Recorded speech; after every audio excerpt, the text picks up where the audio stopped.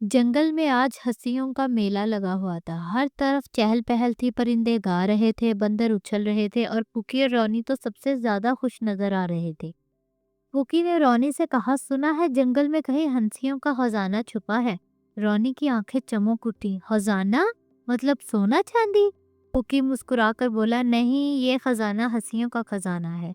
दोनों ने अपना खजाना मिशन शुरू किया। रास्ते में वो एक तोते से मिले जो नाराज बैठा था। पुकी ने अपनी सूंड से मजाकिया आवाज निकाली। तोता चौंका, फिर हंसने लगा।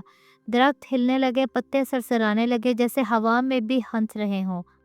आगे जाकर उन्हें एक उदास खरगोश मिला। रोनी ने मज़ाहिया डांस किया, अपने कानों से ढोल बजाने लगा। खरगोश पहले तो हैरान हुआ, फिर हंसी से लोटपोट हो गया।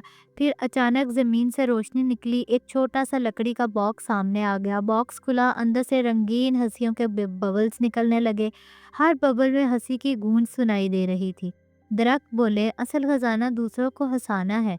जो दूसरों के चेहरे पर मुस्कुराहट लाता है वही सबसे अमीर होता है। पुकी ने हंसते हुए कहा, तो फिर हम दुनिया में सबसे अमीर दोस्त है रोनी। रोनी बोला, क्योंकि हमारे पास सबसे कीमती चीज है हंसी। पूरा जंगल हंसने लगा, तितलियां नाचने लगी और आसमान पर रंगीन रेनबो बन गई।